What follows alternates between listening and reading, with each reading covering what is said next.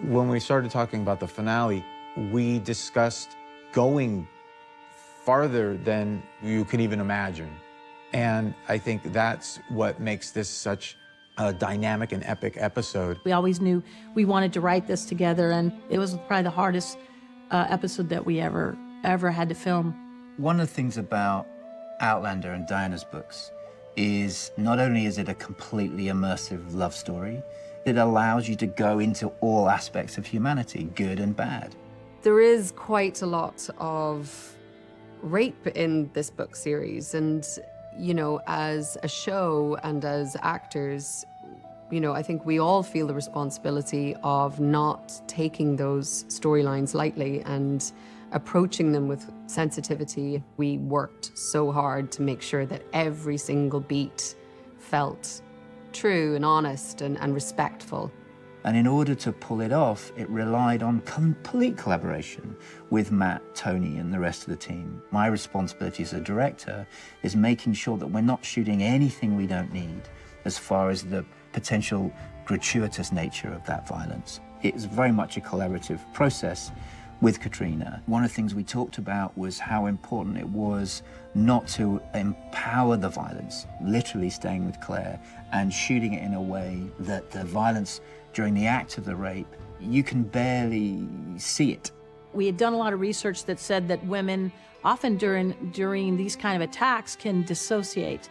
And that's a safety mechanism that your body and brain does to live through something like this. We had thought one thing that Claire might do is go off in her head to a different place. It is very much a psychological device that Claire has created to protect herself.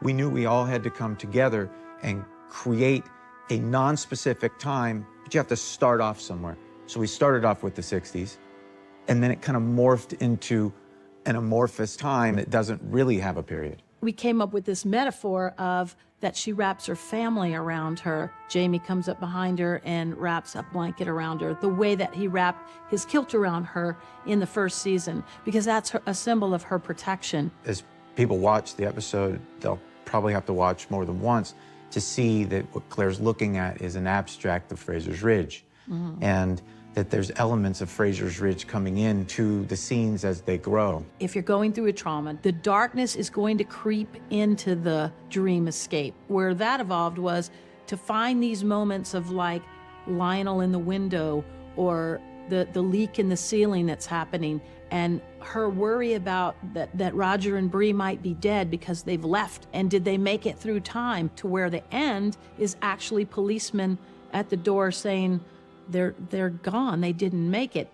When I pitched this to Sam and Caitriona said, I'm willing to show it all, to do it all, and to look like she's been abused. For me, yes, it's a horrible situation to have to sort of go through these rape enactments, but for the guys, I think it was just awful that they had to inhabit these horrible rapists, and they were all so respectful. But I think you wanted to feel real and visceral. I think that was really important to have Caitriona be 110% involved in this episode. We really tried to do something respectful, but we also tried to shine a light on the fact that even though Claire is this strong character, strength isn't just, you know, bullishness. Strength is vulnerability. Strength is also experiencing pain and allowing yourself to be broken to a certain extent.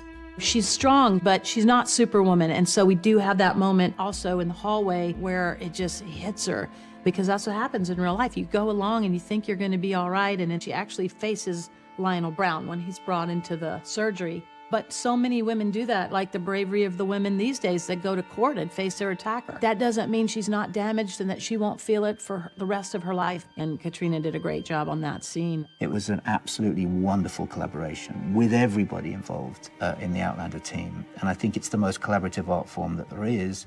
And when you have a really evocative, provocative story to tell, the fact that you're telling it together made a big difference. We can hopefully shed a light on something that people go through in real life, and in some way then be part of a positive conversation about it. We're at the beginning of a journey with Claire, and I think it'll take a long time for her to put the pieces back together. But the great thing is that she has a loving family around her who also unfortunately understand this experience all too well, and that is something that really gives her a lot of strength.